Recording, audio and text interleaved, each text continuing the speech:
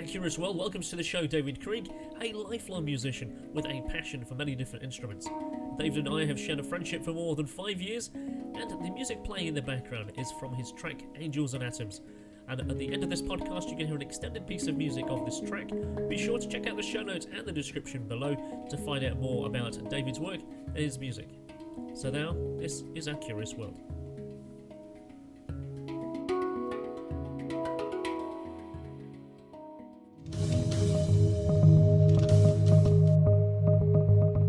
When did we meet? Was it AV 11? I think it was. Maybe AV 10, 7? No, I think it was back at AV6 or AV7. I think it was early on, because I'm trying to remember. I was thinking about this last night, and I was trying to remember who was on the bill of it. Obviously, there was the usual suspects that were there, like Max and Patrick Ennis and everything. But you done an interview with Patrick, I remember. I did, yeah. Yeah.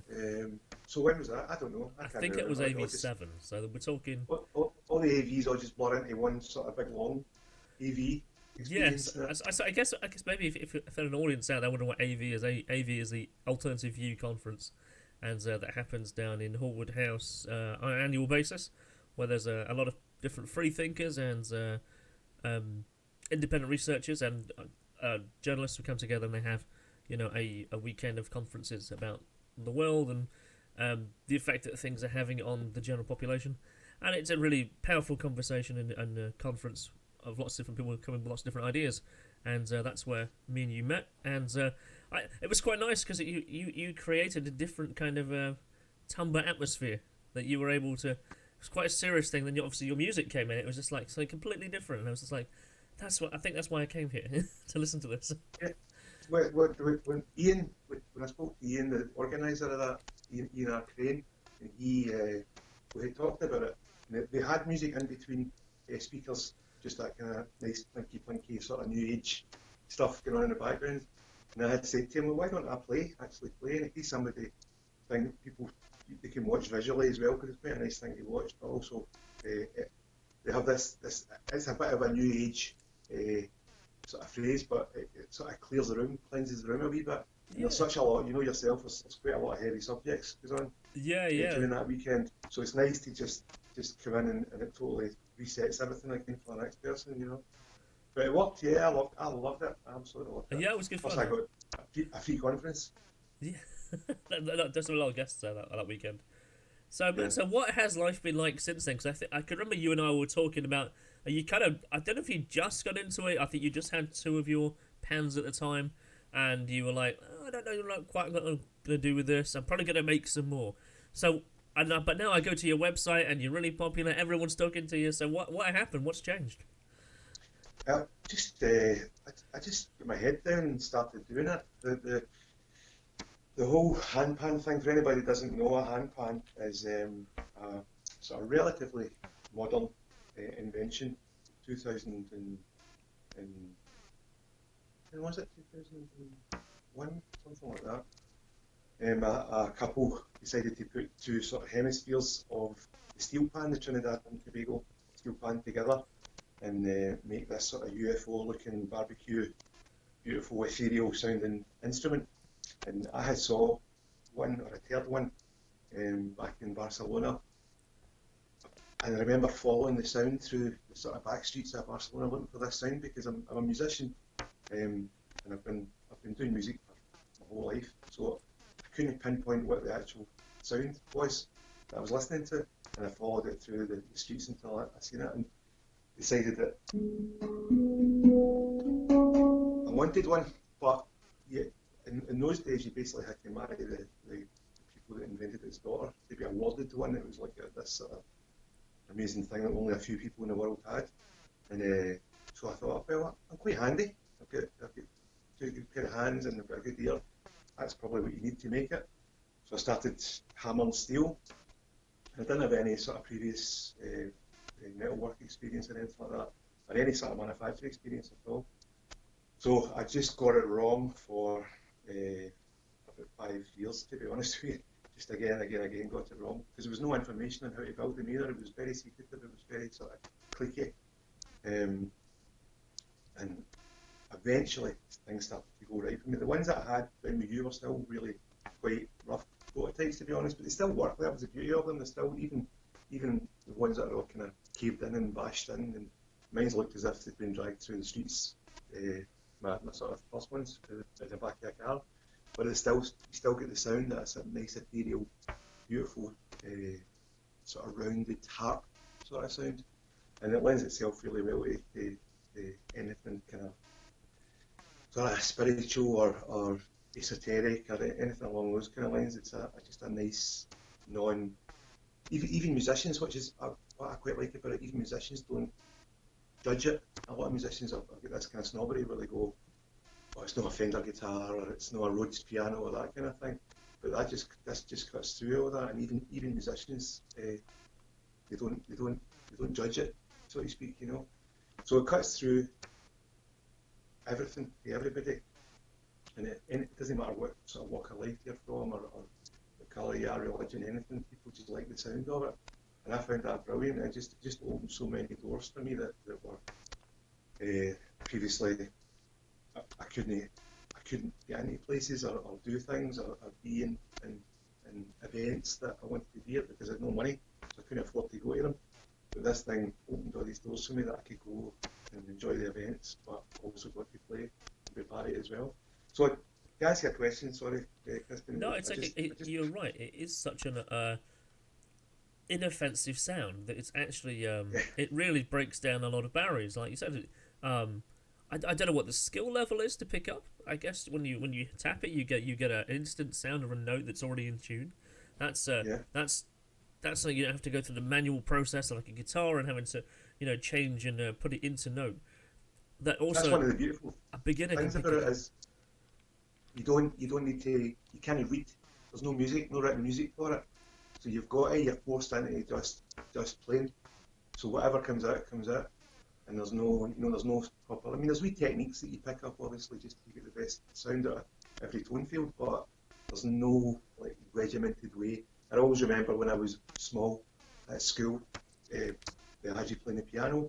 It was always that sit with your back up straight, and you've got to have be able to balance a 10-pence piece on the back of your hands, that kind of thing.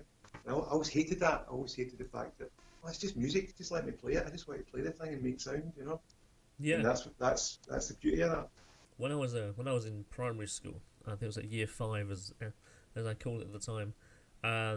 There was the teacher says, "Oh, who wants to learn an instrument?" And we have 8 violins. Want you to learn. And I put my name forward. I was really inspired to learn the violin, and I wasn't chosen.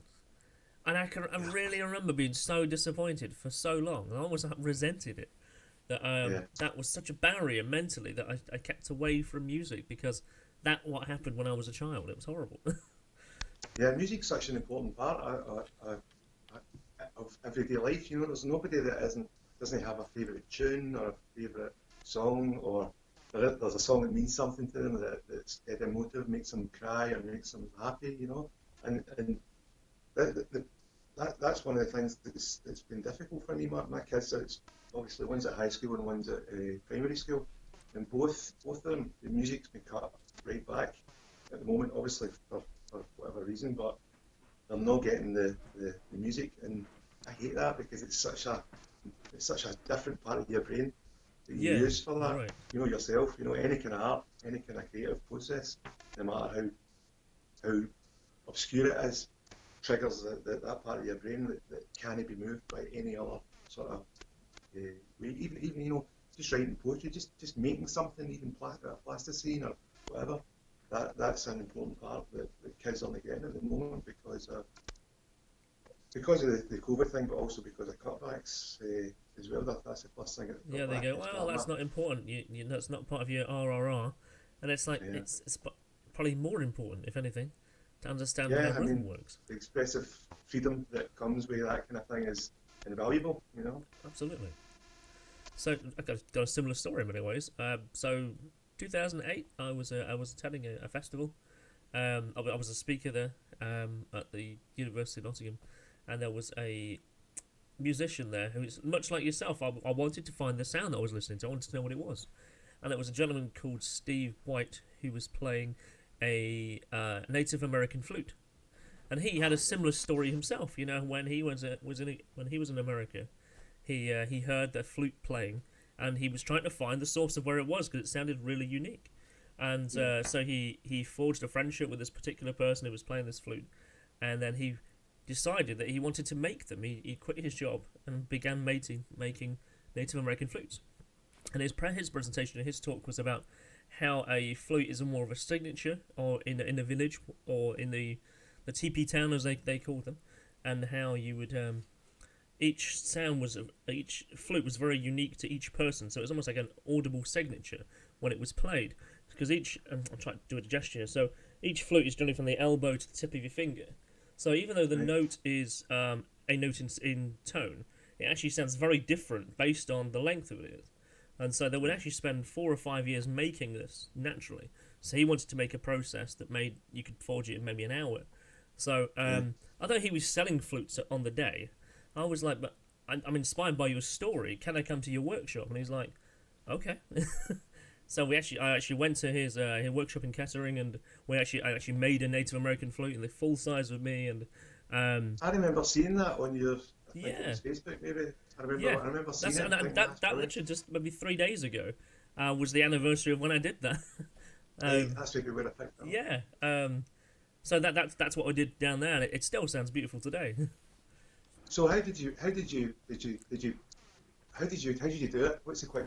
So actually, it's actually mathematically and kind of how the physics work are really interesting, and that's really intriguing. So it's actually he makes it in 2 halves, where you would create the long channel, and then there's a small channel where your mouth blows into, which is on the inside is forged with a wax. So what happens is that he cuts these 2 halves on a metal cutting machine, and then you have to you file it down physically, manually, and then you carve a stop which is on the top of it. So what happens is you blow it into the small channel, the air is pushed upwards, and the air travels along this very small channel where there's something on top. In my case, I have a wolf's head, and then it's pushed back into the large chamber, and then it goes along the chamber and then comes out of the holes. However, the air actually is cycling on the inside. So when you cover a hole, actually the air is kind of shooting to the left or to the right, depending on where you cover the finger. So air, the way that it's changing inside, the way that it's pushed in together, it's compressed, goes along this small chamber, and then into the larger chamber, it barrels and comes out. That fascinated me, how that worked, the process of it. And there's actually sound coming back in the holes when you release them. There's like an air pressure change. And so it creates a notes are never bum, as it were. But actually, every motion of your hand covering or letting go of a hole changes the pitch of the note. It's a really they can go up or down based on how close your finger is to it.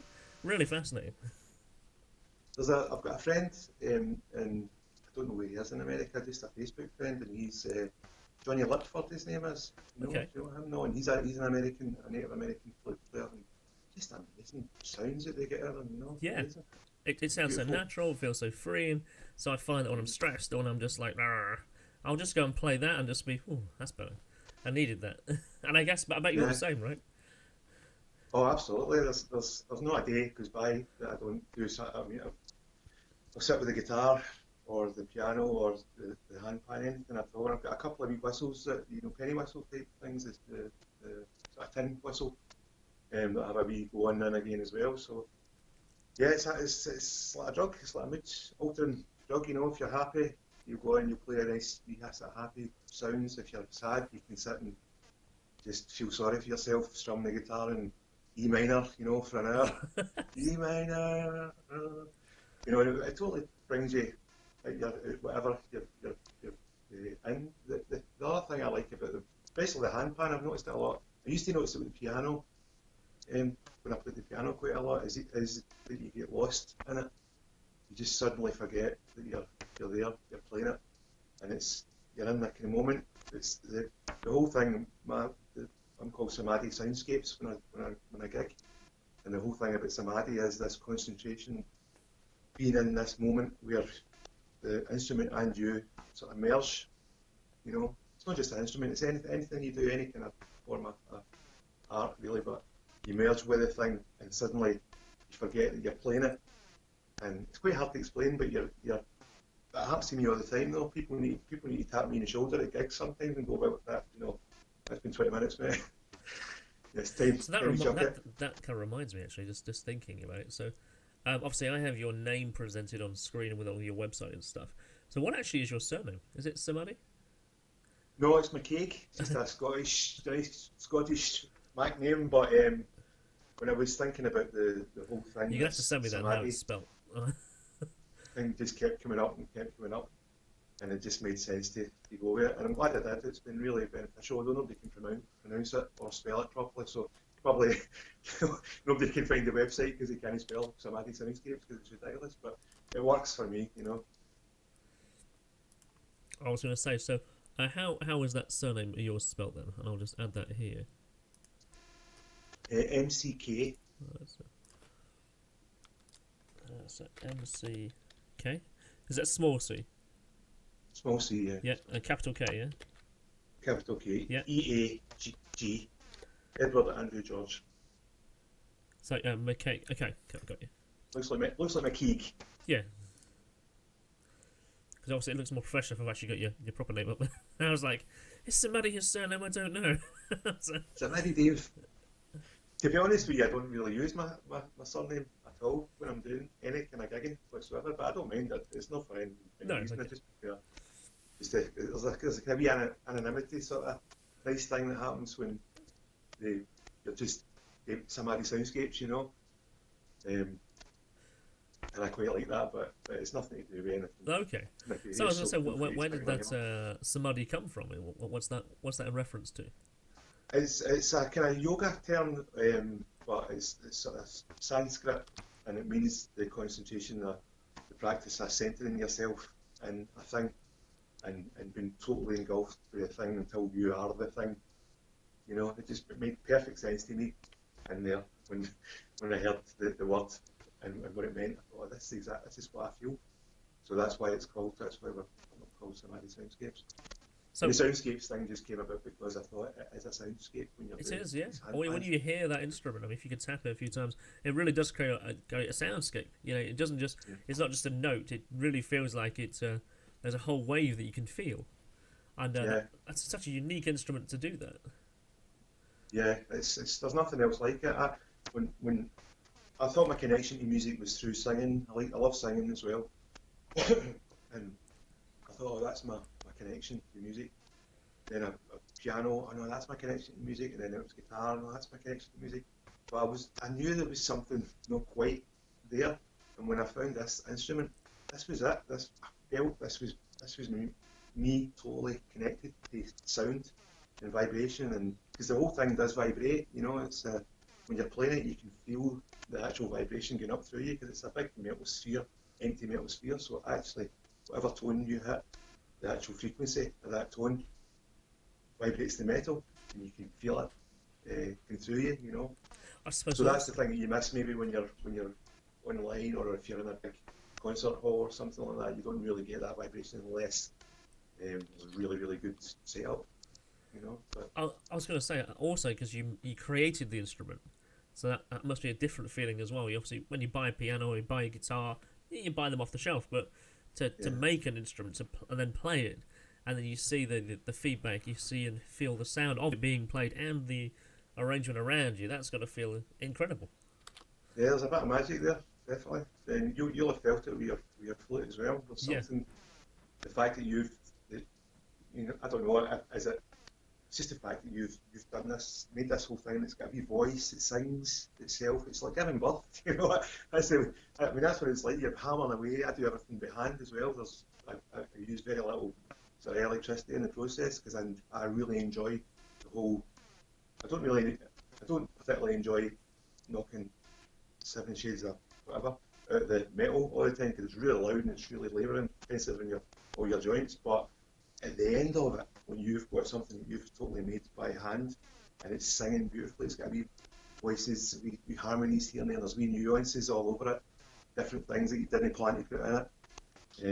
and then you're away using that as a tool to create a living and to give a wee bit of joy to some people. It's a great feeling, absolutely brilliant feeling, and I want to change it for the world. You know, I'm not made a penny at it. There's no money to be made in it, but I'm really enjoying my life through it. You know. Yeah. So I was going to say, could you just, obviously looking at it, it's on your right hand side now, the handpan. So what do the divots represent? What do they do to the sound? So these, just grab it for you. You see it, okay? Yeah, I can see it fine. Yeah. So, the way I do it is I just pick a scale that I quite fancy having. So this is quite a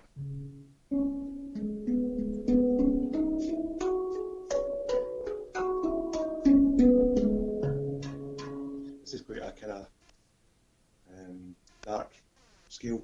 I quite enjoy the sort of minors because they're a wee bit more mysterious sounding. I think. Yeah. I like the major scales because they're nice and happy.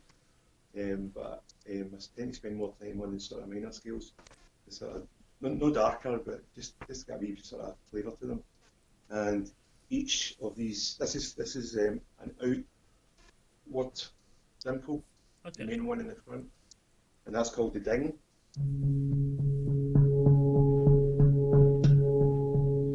And the way that works is there's a note.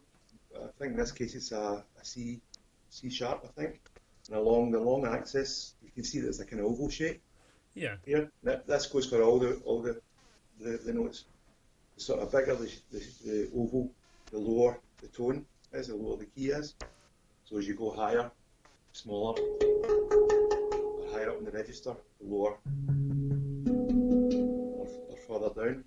And along the long axis of the oval is an octave of the original note in the middle. And along the short axis is a fifth, or a seventh, or a fourth, or a third, whatever I decide to put in.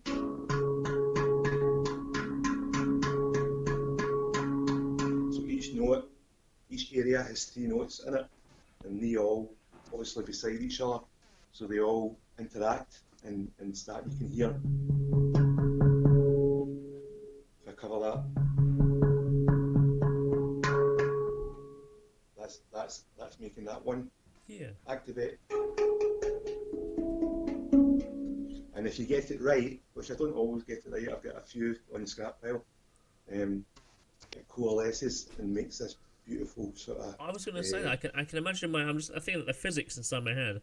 You can imagine the sound is moving a certain direction. You can keep the flow moving around as opposed to it stopping at a certain place. And I bet the wave actually. I don't know if you'll be able to hear this. You hear the kind of wah wah. Yeah. So the wave is actually coming off each note as you hit it as well. So the waves will interact as well. So see if you're standing above it, you're getting all that in your face, and it's brilliant, you know. The other side is just a hole, and it's the sort of space inside the air is what we're talking about with your flute, called the Helmholtz resonance, and that sort of creates that deep vibrational sort of resonance that you get at it. I don't know how this will come across. I'll play a wee minute just to give anybody that's listening a wee idea if that's all right. Okay. That's fine, yeah. I love that.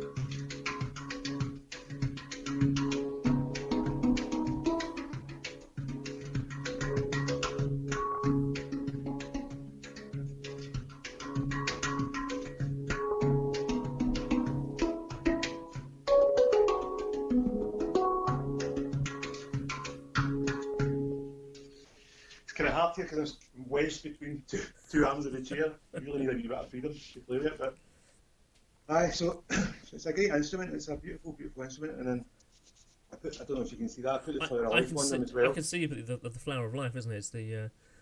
That just seemed to be the perfect. It does. thing to do, It's ideal because you've got that underneath. I noticed as well. The light caught it too. Yeah, I put both sides of it. I just engrave. Right, I draw it out and then I engrave it before I sink it into the shell. So what? Well, obviously, I know what happens when you play this publicly because I saw what happened generally. So what's? Could you describe what the general reaction of people is who are around it when you're playing? Just love it. Yeah, people just love it, and it ranges all sorts of really just kind of interest in it, and people going, oh, and folks like probably me and you going, how does that work? How does that work? The scale is zigzag as well, so it's not your traditional sort of low down here, high up there sort of thing. It's a zigzag scale, so when people are, even musicians, as I was saying, when they're watching it, they're going, how does that work? How's that sound? And a lot of people think there's something added to it, because you get quite a good bit of bass out of it too. Yeah, that's right. It ranges from that kind of just mild interest through to people absolutely going off their head about it. It's had a few moments where people have just been totally lost in it as well, and that's beautiful as well. Kids love it because they've got no sort of preconceived idea of what anything should be, and they're like, oh yeah, this is great, I love this. Especially sort of faster stuff when you get into the kind of real, that kind of rhythm. Yeah, it has a really good flow and rhythm, doesn't it? So I was kind of wondering when people, I guess my question was quite leading in a bit of a way, probably unfairly. I was going to say, what's their emotional resonance? Do they want to come and touch it? Do they want to come and feel it? They need to feel that energy too. Yeah, I think you do. I think when you see that, I did. As soon as I saw that guy playing it, I was like, I want to go and touch that and see what things happen, because when people do come up, they press the note like they would a keyboard or something, and obviously there's no tone in it. If you press it, you've got to let it ring. Sort of less you touch it, the more the membrane vibrates on it. So I invite people to do it. The only thing you need to watch is some folk are heavy-handed, and it's quite a fragile instrument. It can be put out of tune really easily, if you drop it or if something hits it or anything. I was going to say, is that the case? Have you dropped it and it's changed the tone? I have. I've had a few over the years. I remember one time I had one. Luckily, it was my best one at the time, but I had one in my backpack. I was going down my stairs, and the backpack snapped, and the handpan fell at the bottom of it, and it rolled all the way down the stairs. By the time I got to the bottom, it was in 2 bits. It made the most beautiful sound I've ever heard going down the stairs, but by the time I got to the bottom, that was it. It was done. It was done. Yeah. Oh man! But they're fixable. If there's a wee dent in them or something like that, or they get put out of tune. I go into schools as well. I've got another wee kind of offshoot called SamadhiSoundscapes, and I'm not doing it at the moment, obviously, but you go into schools and nurseries, and I take a couple of prototypes. Well, I've learned to take a couple of prototypes that are not quite as good because the kids batter the bejesus out of them, So I don't when I'm in the nurseries and things like that in the schools, I don't let them play my best one. I keep that for just demoing. And let them hear it, and then I let them loose with mallets and everything on the other ones, So I was going to say, so how long does it take to create one? I'm about a month, to be honest with you. I should be quicker, but I just take my time and do it, and they don't always work as well. So sometimes I get to the end of the month and I've finished it all, put it all together. It's quite a long process by hand. There's a lot of shortcuts that you can take now with presses, like hydraulic presses and hydroforming, whereas that's where you shoot water into to make the sort of hemisphere shape. Okay. And there's all sorts of shortcuts you can take, but there's something beautiful about making it by just using a hammer, So I'm about a month really to be doing one, and then if it doesn't work, another month before I get one that does work. I was going to say, yeah, cause you got to reset the whole process. Is there a particular kind of shape that you need to acquire? Does it need to be a certain size for it to work? Yeah, yeah, it needs to be that exact circumference is the circumference I chose when I guessed at the start. I just chose that. It turns out that over the last sort of 2 or 3 years, there's been a wee tipping point in builders and makers throughout the world. So there's a lot more information now because so many people are trying different things and then putting it out there. So a lot of the original information is now came to light as well, which was kind of hidden to start with the original builders of them. And it turns out I'm about 4 centimetres bigger. I just guessed it off of YouTube and pictures, you know. I remember measuring a guy that was playing a video, measuring a guy's fingers on my laptop and going, hey, that looks as if it might be the size of my finger, so that might be the size of that tone field. That, you know, so you just had to guess until you got it right. So mines are all sort of, mine won't fit on somebody else's jig if they were going to try and repair it or fix it or anything. And the same with other people as well. Most handpans are about 53 centimetres, 54 centimetres, mine's is 57 centimetres, so that in turn changes all the tone sizes as well to make, they need to be different sizes. So my E will be a different size from another manufacturer's E, only by millimetres, you know, it'll not be much, but it'll be enough but that's what gives it its own unique sort of original sound, as you were talking about with That's right, yeah. the flutes. Each one of these has got a completely original sound. You never get the same sound. Even if I built the same handpan twice, it's going to have different wee nuances on depending on how maybe I worked the metal a wee bit more on that part when I was hammering it, you know, or I sanded it back a wee bit too much there, or burned it too much at that point. So it's got wee different nuances in it, and you never find that out until you actually don't find it out when you finish, because when you finish it all, it's still quite dull sounding, quite and then you wait 2 weeks, and what happens is the metal all hardens up, and it starts to have this blooming effect, I call it, where, as we were talking about earlier, when you hit one note, it activates another note, and the fifth on your E there will activate an A down there, you know, that kind of thing. So you never really get the same sound out of two handpans. You get similar sounds, and there's a lot of, because there's a lot of builders now, and a lot of them are not even bothering hammering anymore. They're just going straight for the sort of production and getting everything pressed or getting it spun, and then using a lot of different tools to press dimples and things like that. And there's quite a generic handpan sound now that's happening, that's out there, that I've noticed over the last sort of year and a half. A lot of handpans now sound really, really similar. It's hard to differentiate. You used to be able to tell, when you heard that handpan, you could tell who the maker was. I bet, yeah. You know, and now it's getting a wee bit more difficult to tell that now. They're using stainless steel instead of just mild steel as well, so that's a whole different kind of sound. I was going to say, would the steel make a huge difference? The kind of metal you're using? Depending on the carbon content and the processes it's used. And sometimes you get a batch of steel that's just rubbish, you know. Something's happened to it in the process. It isn't optimised for acoustic properties. It's optimised steel, obviously, for building things, you know. Yeah. So there's a few processes that go into actually getting steel, and you never know. Again, that's one of the things. You can get to the end of a handpan that you've done everything the same way that you've done another handpan. You get to the end and this doesn't sound, something's not quite right with it, and it could be the fact that the batch of steel has not been processed in the same way as your last batch, you know. So it's a bit of a gamble, but it's worth it. I suppose, yeah.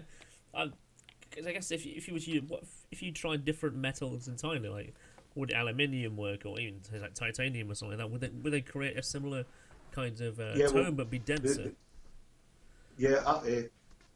You can't use really anything that's a soft metal like aluminium, or even though you can harden aluminium, it's still too soft. You don't get the resonance out of it that you would get. Any of those kind of soft metals are pretty much useless. But stainless steel, although it's a really hard metal to work with, I've not made any out of stainless steel yet, but I do plan on doing a couple in the future, because the sustain on them is amazing.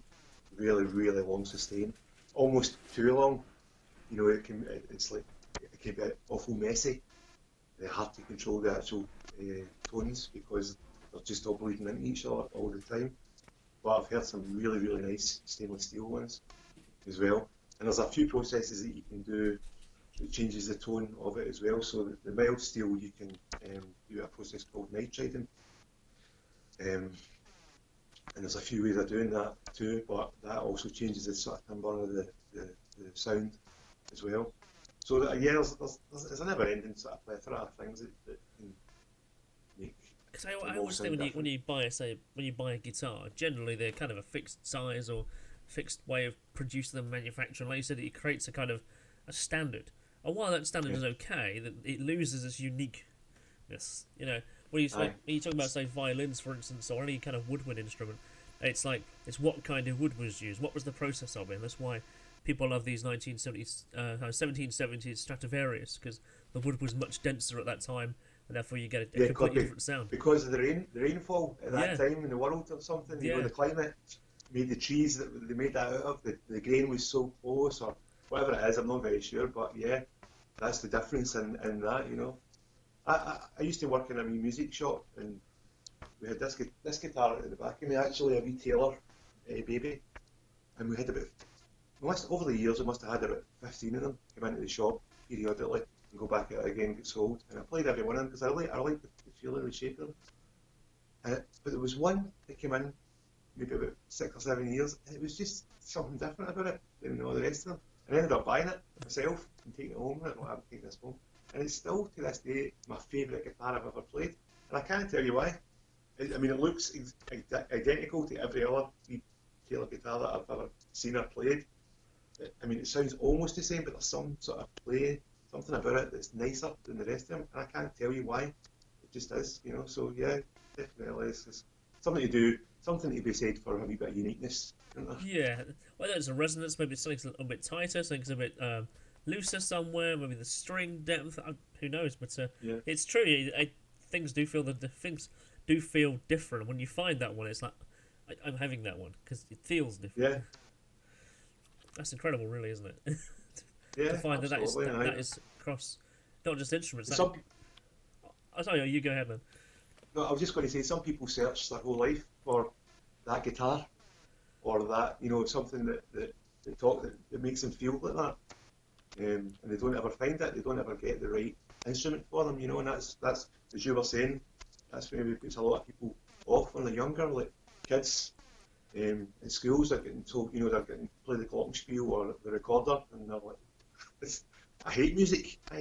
Recorder's rubbish. You know, I love the recorder, but I can understand why that would just turn people off the music. And it's the same with the violin. When you start the violin at first, any kind of a string instrument, cello or anything like that, it's really difficult to get a beautiful sound out of it. You know, it's all scratchy, screechy, and that puts people off as well. But if you just persist with anything, any kind of creative process, you know yourself, if you just persist with it, you'll get to a point where you get a wee aha moment, don't you? That it's slightly better than it was the time before, and that spurs you on to the next moment, the next moment, the next moment. It makes you constantly try to improve yourself in whatever you're doing, you know. It's true, you know. It's like for me right now, this Our Curious World for me is a creative process. I like the fact that I can talk to a variety of different people who come from different backgrounds, who have different stories and different expertise. But I love the fact that I'm becoming a better communicator. I'm learning that process, and I feel better because I'm doing that with different people. And you're listening, and you're hearing, and you're communicating. You know when to talk. You know what they're talking about, and you're listening acutely, and you know when to talk. And I think that's a really powerful skill that you have to tune. You don't learn it naturally. You do have to adapt to learn as you go. So for me, this is an entirely learned process where I'm trying to become a better communicator and educator at the same time. So this for me is almost like my instrument in a way. Yeah, no, I can get that, don't we? You're right. It's I'm in a band as well. Well, I was in a band.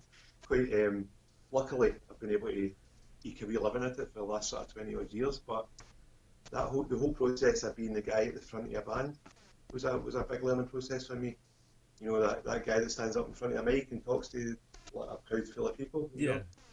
That really isn't me, to be honest with you. But in a band, somebody has to do it, and that turned out I was the guy that had to do it.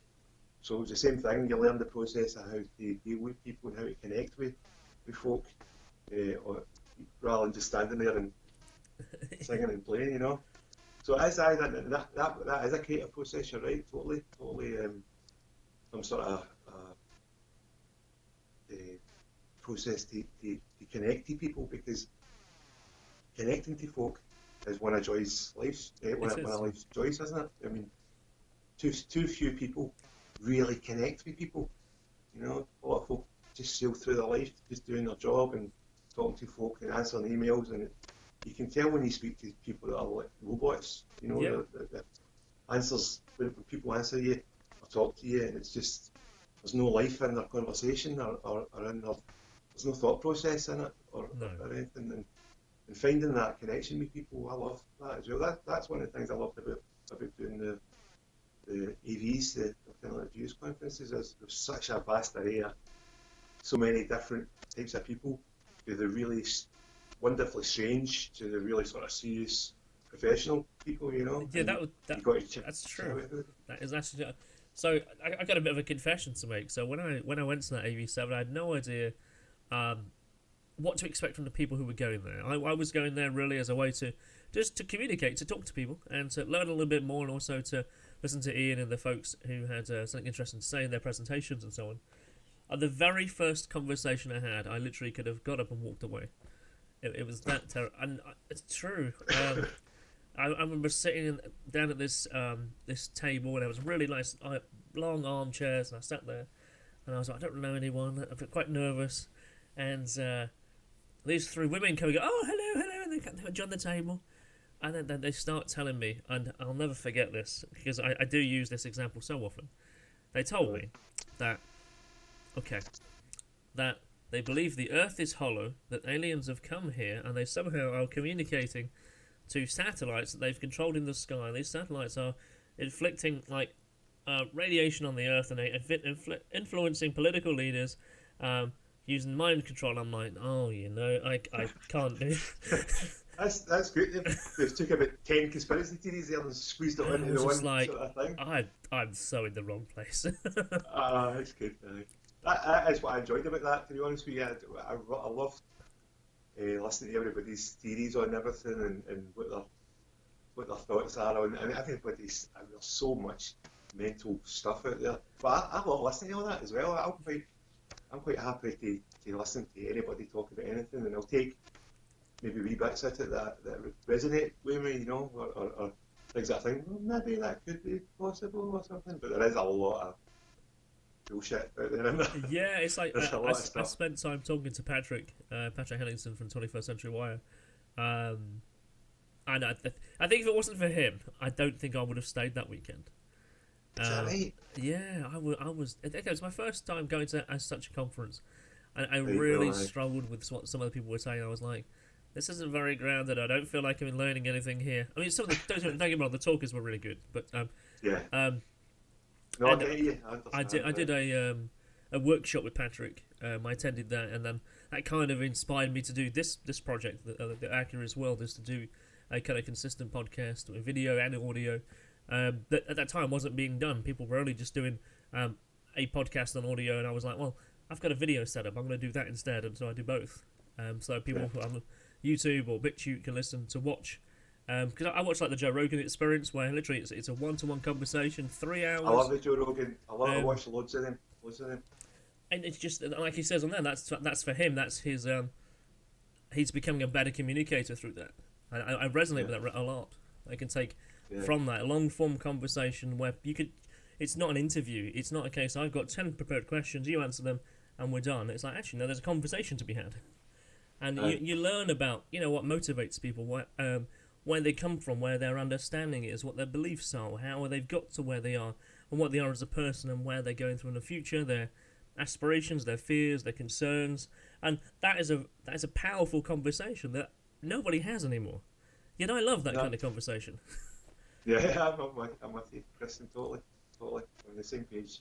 Yeah. I was listening to Patrick, who's been doing the UK column. Yeah. Stuff recently. So I've been listening to him quite a lot, actually. Because I just think people just don't talk to each other anymore. And I don't think but when I say I don't think they talk to each other, I don't think they talk about the right things. Everyone nowadays is talking about COVID and fear and worries, concerns, and I get that, and they come from a valid place. They're quite worried about certain things, but no one talks about subtlety or nuance anymore. No one talks about art anymore, or music, or what makes the creative process. What's people's aspirations? Now people are like, I don't know where I can go at the house to get a Primark again.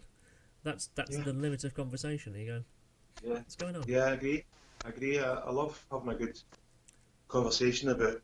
I don't know. See, when you meet somebody that you can talk and go, so what do you think of nature reality? And then there's a conversation comes at the back of that, and then or quantum physics or what about archaeology? Do you know anything at all that's know about going to Asda?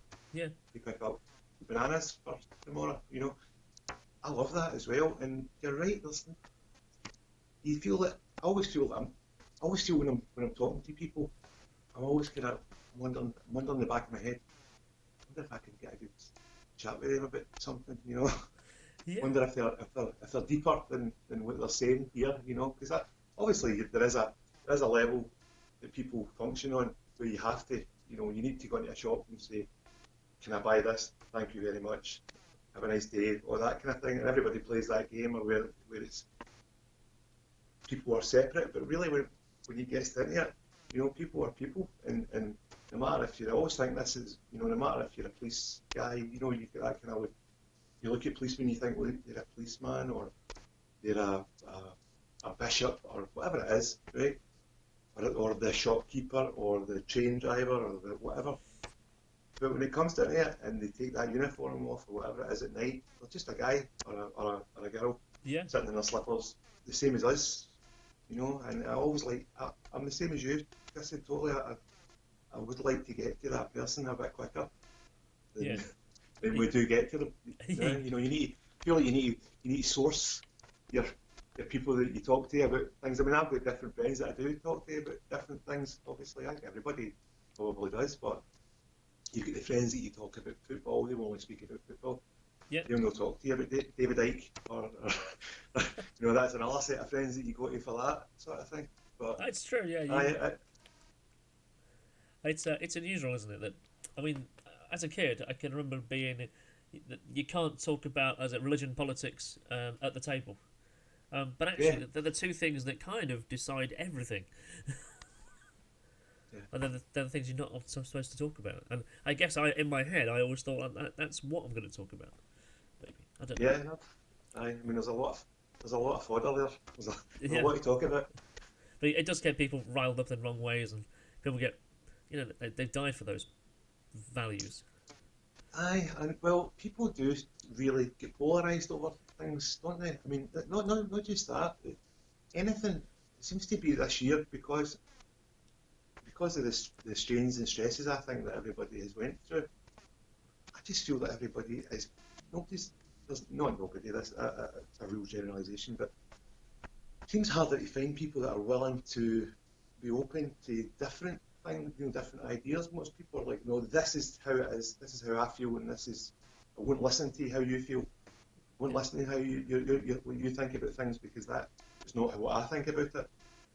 But what's the problem? We're listening to it. But is that generated, say, by things like social media, where your feed is very much you, and so you're only ever seeing the kind of things that you're after. So you almost become in your own little pigeon box, your own little universe. So you're not exposed to other ideas, you're not exposed to other people, because the things that you look and click on generate your news feed, as it were, or you're recommended on YouTube is generally created by what it is that you look at. So have you seen that documentary called The Social Dilemma on Netflix? Yeah, I watched it. Yeah, that was really good about how, and it talks about that, in fact, how they're effectively creating polarized people, because you're only ever exposed to what it is that you interact with.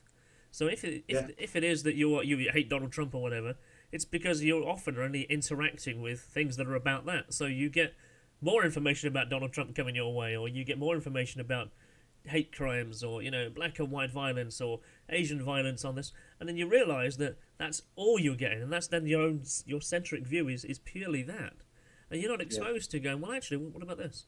You'd never see it, because you only ever see what it is you've interacted with, because that's their business model. They want you to touch and interact and say and click and how can they keep your attention? And it's And what you should be doing is the exact opposite. You should yeah, be going right out your comfort zone and going to as many different, I mean, experiences, everything, isn't it? Anything that you can experience that you've not experienced before is adding to your life, adding to everybody's life around about you. The more experience you get, you find it with people that have went abroad for a wee while. yeah, They've come back from maybe living in Spain for 2 years or America or something like that. And they go, there's a different culture happening over there. It's dead different to here. And it's opened my mind up a wee bit to listen to other people that are from different cultures or blah, blah, yeah, blah, absolutely. Well, I think it's when you expose yourself to different information, it might be that you sign in on a mobile phone or a tablet, and you don't sign in using your YouTube profile, so you get a different recommended feed of information, and you find yourself just looking at, say, documentaries, and you find, I've never seen this before. Yeah. You just see different content, and I actually really enjoy doing that. Just seeing different content, talking to different people, learning different ideas, and I guess I like exposing myself to that just because I want that effect. I don't want to be, I don't want to be down that just one line of thought. So No, that's the best way to be in it, definitely. It's, the more flavours you get, the better it is. Definitely. I don't know. Too many people are just very, very narrow in how they go about their day. Yeah. And I don't think it's healthy, to be No, honest. I don't think it's very healthy at all, and I think that's what's generating just discourse now. It's very polarised. Everything seems to be. I hate to use the term black and white because we probably shouldn't use that term in that generalisation anymore, because we can't, because it's such a polarising view just to say them two words. But yeah, when it's binary, people are very angry about it's either this way or that way. And it's like, well, actually, no. There's a bit of a cross section there. Let's talk about the grey area. No. Yeah, the grey area is getting painted out Yeah. from either side, isn't it? Yeah. See that you're right. It's the white's coming in that side, the black's coming in that side, and there's very little grey. Now it's either this or that. Yeah. And you're right. People need to realise that life isn't like that. Life isn't black and white. It's not on and off, ones and twos, ones and zeros. There's a whole gamut of life in the middle. That Yeah, where most everybody people are should just be like, experiencing. and that's where most of the civilians are. Most people are generally like pretty chilled. They're not really on the scale of anything. They're not really like polarized by one point. They're just like, well, I don't mind, or I don't really care. It doesn't bother me that much. But then you got everyone going, well, you need to choose. Well, no, No, I'm not choosing. no, I'll just stay somewhere in the middle. I mean, I think that's why music works. Music can speak to anyone and everyone across the entire spectrum. And I think that's why music is important. And when you hear stories like the arts are being cut, and when music funding is going down, and no one's attending gigs anymore, you can't go to the pub and listen to like local musicians. I think it's just cutting off this this communication we can have, or things we enjoy together. Yeah, there's a real dangerous thing happens when people aren't allowed to be together, and it's worrying. It's worrying over this year, that people have came to see that as okay and normal.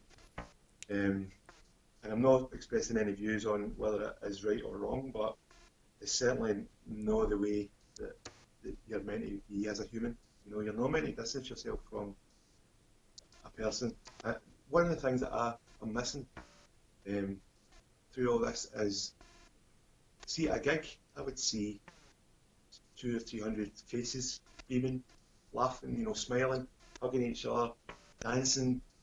A couple of folk would be kissing, all the whole gamut of human, drunk guy falling over, blah, blah, blah, a fight starting over there. The whole gamut of human interaction was there every weekend for me, a Friday or Saturday when I was out gigging. It was brilliant. I didn't really appreciate it, to be honest, until it was taken away. And then I realised I really miss, these people's faces, or the smiles, or the happiness, or the whatever. And with that not being there for anybody, it made me think that nobody's getting that kind of sensory feedback from people. I don't know how long you go with before you go. You just shut down and go, right, oh, that's finished, that kind of stuff. I'm just going to be... Yeah, the person I live with, she's struggling with that. So she's trying to cut her hours at work because she doesn't want to go out the house. She's getting that very much anxiety to go on the bus to go to work, and that's having a real negative effect on her mentally. And I'm just going, well, you just need to carry on with it. You need to be comfortable with it because COVID's out there and all these kind of terrors and fear that I guess that the media push. And I mean, I think I'm quite a strong person, but it's affecting me just because it's affecting other people I know and care about. Friends and family are kind of expressing the same kind of things. They can't go out the house, they don't want to go shopping, or they don't. And you're going, so how are you going to get out of this? And I never understood that psychological condition how people have anxiety about going out the house. But I'm seeing that with people I know now that didn't exist there as a psychosis, and that really concerns me. Because the people who really were struggling before, how are they now? No one knows. They don't go out the house. They don't talk to anyone. Yeah. You hear stories all the time about people that have basically been housebound since March. Yeah. And they've not had any interaction with anybody, apart from maybe a couple of messages Zoom on and the internet. Skype, and yeah. But it's no, there's you need. I mean, we're social animals, that's what we are. We're animals that need to hug and talk and see and everything. We need to be doing that. That's fundamentally part of humanity. And with that being taken away from people, it is worrying. It's got to manifest itself in some way. And no matter how strong you are mentally, I think that there's only so much you can take this kind of suppression. And then I don't know. I don't know what the answer is either. But, No. I would be happy it'd be nice to be able to just give somebody a hug again, wouldn't it? Yeah. And so Christmas dinner literally is 5 webcams around a table. It's just, and you're kind of wondering, wow. Little pickers to pass things. Pass the Yorkshire puddings or whatever. Oh, can't. I'm too close to you. But for some people, that is a very real thing. But we were joking. It's true. There are people that are like that. I'm myself. I won't be like that. I'm not. No, well, let's not bring it on. Come on, let's have a laugh. But no, it's true though. So what's Christmas like? Did you see that thing in America where they were trying to ban Thanksgiving for that very reason? It was like trending as a hashtag, no Thanksgiving, very much around the broad types. And it's like the whole point of that is to get together with different people, to bring them into your house and enjoy food and festivities. And you're going, you don't want it? Yeah. What's wrong with you? No, and more and more people are being conditioned, programmed, conditioned, however you want to say, but you see people in the street and they'll move out the way of each other, and it's just it's starting to be a natural thing where you don't want to be close to anybody anymore. You don't want to. You used to queue in the co-op. You were right up against somebody. Somebody was right at your back. Whatever you were buying, you didn't think twice about it. It was a natural thing. Now the natural thing is to avoid people. And move out their way, and I don't like that, and it's no good. No good. In all fairness, I haven't had any door-to-door salesmen come round. Haven't had any Jehovah's Witnesses knocking on the door. I think I'd take a couple of them just to get back. You know what? just give me a chat. Just tell me something. Come in. Oh man, because I wonder what it's actually like for the door-to-door sellers, the canvassers, who that was their job. I don't. It just kind of comes to me what their job is now. Are they sitting at home not getting paid because they were paid solely on commission? So I can only imagine those companies must be the COVID pit of non-employment. Yeah, definitely.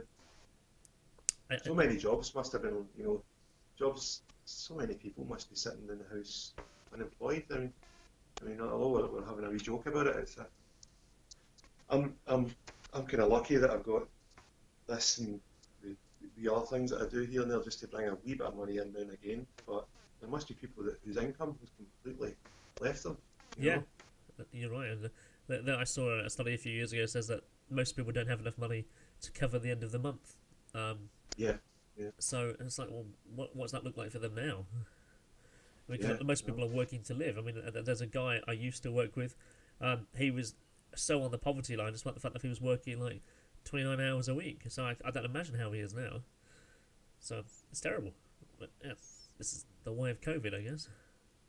Cover your What do you think we should do, Kristian? Think we should just riot and go back to normal? The Swedish model, man. The Swedish model, which is, let's just run as normal, and let this become part of our general life as opposed to letting it control our life. I would agree with you there. Because if it's 99.98% survival rate, that is very damn good odds. It's pretty high. Yeah, it's certainly higher than most other things. Like I saw, what was it last year? More people died of tuberculosis. Something we've conquered a long time ago than have died of COVID. And it's like, well, I'll take those risks. But yeah, I think if you asked individuals to weigh it up, it's the whole your sort of civil liberty's been eroded as well. This is what worries me. The whole your everything's been taken away from you. Like we've got the Nicola Sturgeon, the First Minister, and just how compared to how she spoke at the start of the whole crisis thing to how she speaks now when she's given her address, it's you're not permitted. The actual phrases that she uses now are very, very sinister, I think. Yeah. You're not permitted to travel to another area. You aren't allowed to such and such, as opposed to at the start it was things like, it'd be best if, or perhaps you could, that kind of phrase. But now it's sort of completely, and that's dangerous stuff. It is, because once people in power have that kind of restriction on people, that's very hard to let that go. I've seen it my workplace has got like facial recognition cameras in there. So when you walk in the door, it tracks who you were as a person. So in my head I go, so why would a company need to know that? So what database is that tracking it against, and for what purpose? Yeah, and that whole thing. I mean, I'm very against losing all your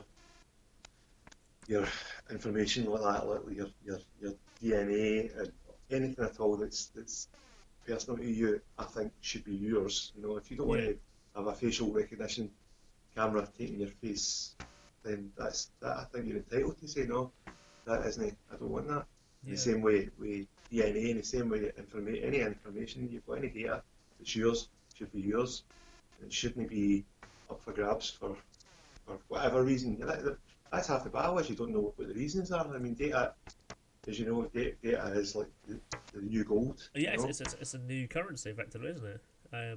So what does that mean? Your DNA is like the crown jewels, basically. I think once they've got your DNA.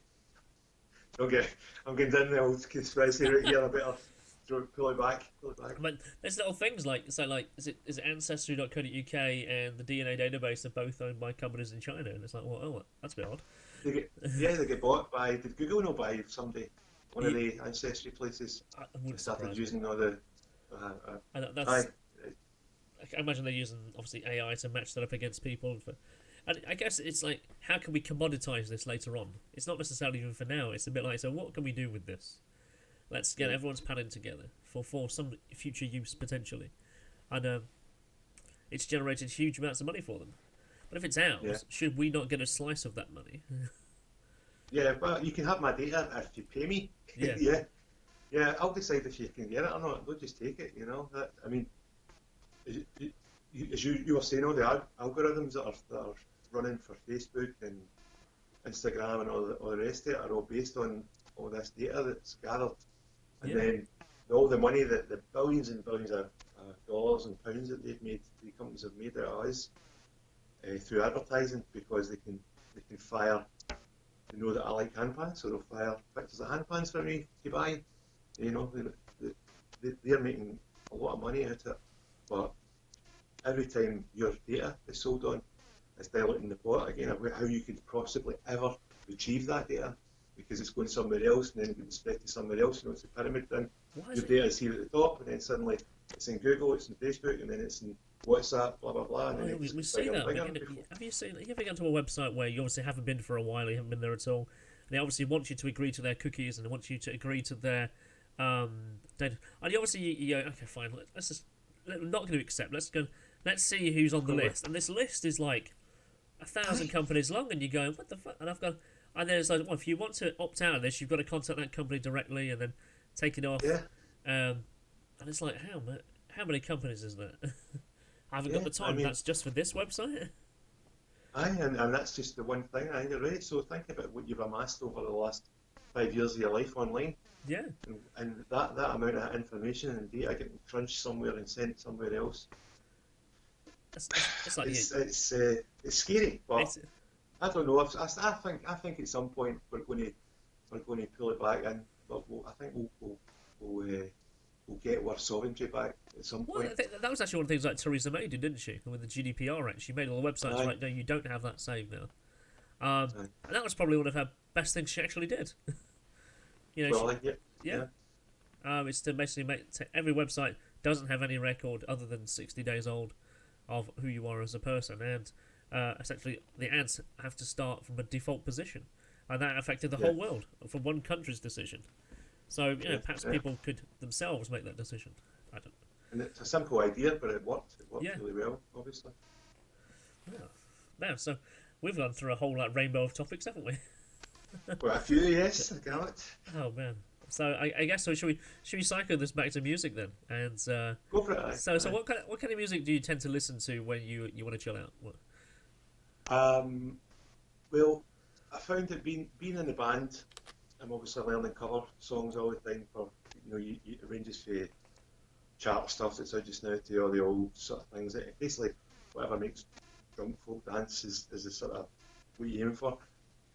So over the years of doing that, I found that I've steered myself away from sort of popular music, and I tend to look for things that are a wee bit more obscure. But if my go-to stuff that I've got on the radio or up at my workshop is usually classic FM, classical music, because the reason that is, it's not because I'm an aficionado of classical music, but I don't analyse it. I tend not to analyse it when I'm listening to it, so it can just kind of go through me. Whereas if I'm listening to radio and it's got tunes on it, I know I'll be going, well, where does that? Well, that goes to an A major there, and that's a nice production when they've done with the vocals, or oh, I like that chord progression that they've moved. Oh, they've done an augmented bass, that kind of thing. Yeah. I'll always analyse it in the back of my head, and it's always that wee analytic thing's always running on me. So I tend to listen to classical, and that seems to switch it off. I mean, I'm able to enjoy classical music just for the sound of the music. And feeling that, what I do is I play all the time. I'm playing something all the time, so I'll be sitting in the piano, or I'll be sitting in the handpan, or I'll be sitting in the guitar. So there'll be a soundtrack of some description that I'm making wherever I am, and that kind of keeps me.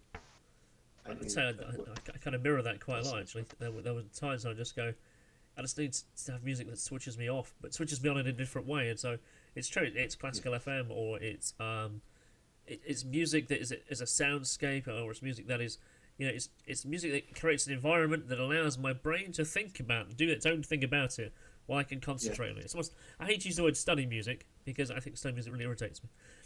But it allows my brain just to keep busy enough that I can focus on something. And I think classical does that for me, for sure. Oh, good. I think you'll same as me then. Yeah, because my brain's constantly thinking, constantly working. It's true. You hear the words, you think, and then you hear the story of the words, or you're hearing their intention behind it, or if you know it, you can hear that information come back to you, and it's like just shut up, just stop. Yeah. And I just want to hear it, not necessarily a melody, but something that just helps my mind just slow down. And Yeah, I do love a good story in a song though. See, you're like a Simon & Garfunkel or something like that, Yeah. or something that's got a start, a middle, and an end. Yeah. It's a full story. I love that. I love being drawn into a song where there's a whole world in there, and you get the whole story in it, and then it shuts at the end. There's some sort of resolves at the end. I love that. I clicked on a video just quite randomly the other day on YouTube, and it was a vocal teacher, and she was kind of reacting to various tracks. I don't even know quite why it actually popped up, but I was like, oh, she looks like she's really enjoying that piece of music. So, and it was like "Hallowed Be Thy Name" by Iron Maiden, and she's a classical singer, and obviously she plays this song, and literally you can see that she's never heard this kind of music before, but she studied it in a way that I was like, I can hear the vibrato, I can hear this, and this is, And she has clearly, I hate to use the word, an ear orgasm. You know, you can see that she's absolutely fully invested in the song and hears in a different way that she's never heard a song. And she says that she read the lyrics beforehand, and she goes, "Oh, it's about a guy who's actually facing the gallows in the morning." About how he's literally preparing his mind for death. That's his inevitable end, and how the song is then his march to the gallows. He has the gallows, and he dies, and how his release is at the end. And you can see that she's literally on the verge of crying because she's never heard a song that actually has an emotive story, let alone metal or rock. And it was just like to watch that in someone actually was really compelling. Mm-hmm. I write my own stuff as well, and I have done since I was a wee boy. And part of what I like, it's just for my own listening, it's not for any other reason, but one of the things I like is fitting a story, fitting all the right. Obviously, you words need to rhyme at some point, kind of, more or less, and you need to have some sort of rhythmical amount of syllables in each sentence to match the last sentence or the last chorus or something like that. And I love the process of having this one idea or something. Like I've done one called Married in New York. My friend got married in New York years ago, and it was my first time I'd been to America. And to be honest with you, I wasn't fussed about going to New York. I was like, oh, okay, we'll go and we'll support. He got married in Central Park. Okay, lovely, nice. He's now divorced. I haven't said that. But anyway, when I came back, my mind was blown with New York. When I came back, I was like, I want to fit this. I want to write a song about this whole experience because it was amazing, and I did. I managed to fit this whole the whole feeling of what I felt when I was in New York into a song. And at the end of it, and I was like, wow, this is great. I've got this new memory now of everything that happened in New York, all put into every song, and it's neat and it's tidy and it's quite emotional and it runs nice and all that kind of stuff. So I do quite enjoy that process as well. Getting a story, getting it into the song, And a well-crafted song, when you've heard a well-crafted song as well. You feel it. It's like, I got it. It fits right. The music's right. The timbre's right. And the song is a journey, and you can finish it. It's like, and then the next track on an album typically would accompany it for a reason, and there's a thing that's missing. Yeah. Yeah. Do you remember as a kid? Some albums like War of the Worlds, where the whole thing was a whole orchestral piece, or a story piece of the whole album, 45 minutes long. There's nothing like that these days. I mean, I'm sure I'm probably going to be the 10 millionth guy that said this on the internet, but remember putting a record on and sitting with the album cover. Yeah. Totally get into the whole artwork and reading all the small print and just man, the scratches in between each track was just the blank spaces was just as important as the next track that was happening as well. Absolutely, yeah. And that's a whole holistic bit of music enjoyment. I mean, it was an experience. You'd come in and you buy you go to the shop, you make the journey, the bus journey, you buy your record, you come through everything, you get it, you pay the money that you actually saved up for, cash all the way home. You go into the record, you get home, you have your stereo set up, with your amplifier and your big speakers that you work really hard to get a good sound in, then lift it out, put it on the physical thing of doing it, sit back, listen. That was an experience, that whole thing all was an experience. Your favourite band that you've maybe waited, you've waited a year for their album to come out. Yeah. That's missing now because people are just downloading a track here and there. Somebody told me a sad thing the other day. It was Spotify, I think it was, or iTunes. The tracks that are getting made now, the sort of pop music, whatever it is, the contemporary stuff that's getting done just now. Record companies and things like that are saying no, you can't have a long intro anymore because people switch off unless it basically hits the chorus before 5 seconds worth. Really? So iTunes and stuff like that are all kind of pushing for songs that are fast, into the chorus almost straight away. And I've noticed it with the radio as well. They cut up songs now, so that they're straight into the sort of good bit of the song, And it's the hook. Into the intros. intros are like one of the best things. I love intros. Yeah, absolutely. What was that? I mean, what was some I songs suppose that's intros? just what algorithms have found out, isn't it? They've Yeah, discussed where people switch off. If it's a popular song and they realise that how many people are just going, no, next. Or they'll listen to 2 seconds and go, no, next. It might just be the fact that they're just trying to skip to the next song because they want to hear something they know what they want to find, as opposed to that track being wrong. yeah. So the instruction. I feel sorry for people now that have never experienced that kind of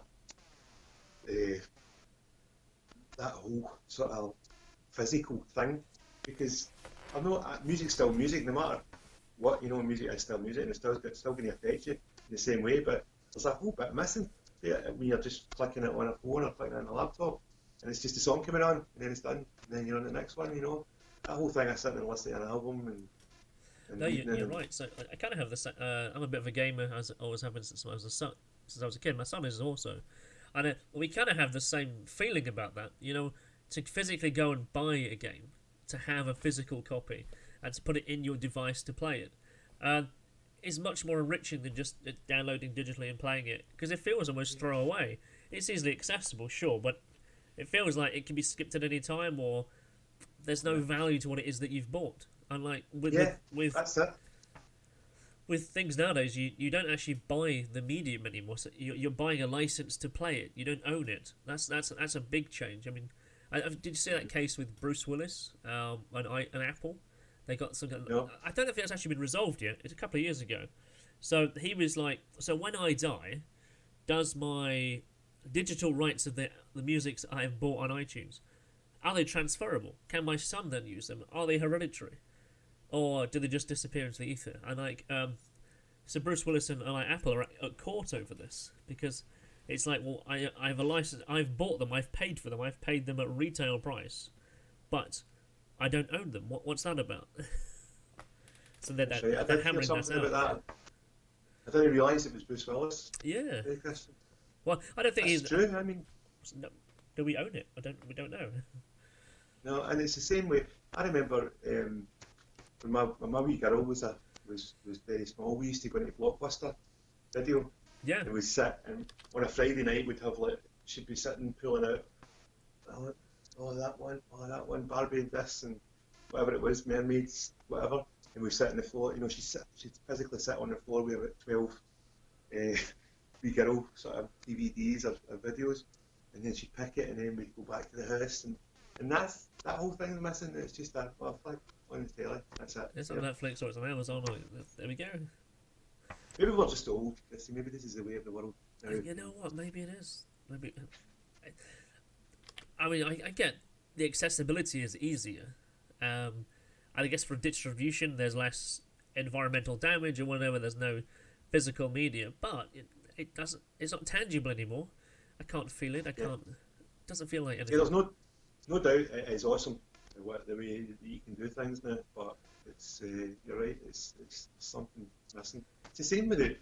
I find it with Google as well. With people, instead of thinking about stuff, they'll Google something, and then the answer's right there, so they know the answer to whatever it is that they've wanted to know, but they don't. But you're not getting the back sort of story behind that answer. Yeah. So, for example, when I was learning about how to build a handpan, I was looking at Trinidad and Tobago steel drum books, people that had written books about how to make the drums. In order to find out, I was just looking to find out what size to make a dimple. So that's all I wanted to know was what size. That's all I thought I wanted to know. But reading the books, I found like a dozen, 2 dozen different other things that have just said for building these. But if I had Google, if I had just Googled what size is a tone field, I would have got the tone field size, and that'd have been it. That'd have been the end of it. And I think a lot of people do that now. They'll just go straight to an answer or something and not understand what the whole concept behind the answer is. So. Well, you remember being at school, don't you? It's like, I don't want the answer, I want to know the working out. Yeah. I used to hate that as well. You've got the fucking answer. No. But that's what they're actually trying to teach us, is that you need to understand how you got here as opposed to, now you're here. It's not Star Trek. You need to understand the journey you took there. So stop using the transporter. When are we getting one of them? A transporter? Come on. Oh, I know, right? Really, I can't think. be that much longer. Well, you'd think not. I kind of wonder what would happen to the transport industry, if goods could be shipped, instantaneously. Or the thing is, would you need to transport anything if you could just materialise there?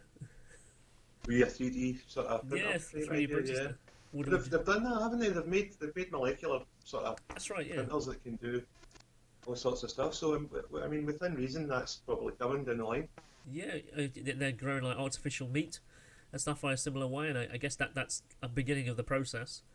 I saw a liver getting. That's right, yeah. Or kidney. Yes, that was it. Getting printed. Oh, that's just crazy. They're printing new organs. I mean, So yeah, I mean that you could have your own body bank, couldn't you? I suppose in 100 years. Where you need a new... If that technology goes that way, I mean, I can imagine there'll be lots of disruption before that point, and I think that's what worries people more than anything. There's too many disruptions for us to get to that point, even though it's so it's on the cusp of actually happening, that we could provide this kind of a world of abundance, really, that would be fantastic for everyone. It's there, isn't it? It is. Just, no. We're actually almost there, but hopefully we maybe can. Maybe this is the final hurdle that we need to kind of get over this. So they always do say that things need to get really bad before you get better. So maybe this is the part maybe where it's getting really bad. Hopefully, hopefully so. So I was going to say, shall we draw this to a close here, maybe? Because I think I just saw the clock is 1 hour and 22. Wow. Great, mate. Yeah, I'm delighted to have a wee chat with you, mate. And we should do it's this been fantastic, man. Yeah. Even off camera, off recording, we should have a wee chat. It's nice to speak to somebody that's quite open. Yeah, cool. So I guess before we end up, then, do you want to just share a bit about your details? So your web stuff. Where can people find about what it is that you're into, and how can they find out more about you and your pens and your music and your contact details? Could you want to share what they are? Yeah, thanks, Kristian. Just if anybody wants to get a hold of me, Facebook is probably the most prevalent thing that I'm on at the moment. Or you can go to the website www.3ws SamadhiSoundscapes, and if you put a link up, it'll save me spelling it. I'll do that. .com. And you can find out what I'm on there. But if anybody wants to get a hold of me, just ping us through Facebook. That's the best way to do it. Yeah, cool. I was going to say, do you want to add? Do you want to send me a little bit of sound, and I'll add it over this towards the end, so people get an idea of what that sound was like? It'd be really good. Can do, mate. Yeah, I'll do that. I'll send you a wee track. Awesome, that's fantastic, man. So I'll stop recording here, and that was good fun. It was good fun. That was excellent, mate. That was really. I was wondering what we were going to chat about, but there you go. I think that whole Joe Rogan thing that allows you actually to explore a conversation as opposed to an interview with 20 questions, right, done, see you later, is I don't think that engages people anymore. It works for the news, I get that, but because that's just bullet points. But when it comes to actually discussion, conversation, I think people want to flow. People want to go down the nuances. Like we were talking about the subtlety of music. People want to go on that journey with a discussion. They want to feel where them points go and why they're being said. And I wish I could have said this, or I wish I could have learned a bit more about that. Well, yeah, we can do that. I like that about long-form conversation. The world's full of sound bites. Everybody's looking for a wee sound bite, or just the most concise way of getting any information across is deemed as the best. But you're right, it's not. An actual chat with somebody is always better. Well, just looking at it, so just again, using the Joe Rogan show as the experiment, as the example. I mean, that has more ratings per episode than any news channel in the world. It's like 6 million views on average per episode. More people are watching that, and that's a 3-hour conversation that have people are watching. It's brilliant as well. Yeah. See if I'm doing any work in the house, like painting or anything like that, or anything that I've got to do in the house, I'll stick one of his on and just have it cranked up while I'm doing stuff. And that's it, because I can listen. It might not even be a subject I've ever thought about talking about or listening about, but I'm interested because that's what it is. It's like, well, it's so varied. That's the aim I go for with Our Curious One, is to be a varied conversation. And it's quite interesting how some people have reacted and said no. they don't want to do that because I'm not specifying what topic it is I want to talk about. And I'm like, well, conversations don't base on topic; they'll go with the flow of a conversation. And people are like, no, I can't do that. It's quite surprising, actually. Yeah. I mean, it crossed my mind last night. I was thinking, what we talk? Well, we'll also talk about the handpans. But what else we talk about? I don't know. We'll see what he's. That's it. Then I was thinking to myself, it's quite an interesting dude. This. I remember talking to you down at AV. Yeah. And I was thinking, like, he'll have a few things to say. It'll be interesting. Things like, and you just kept leading the speed.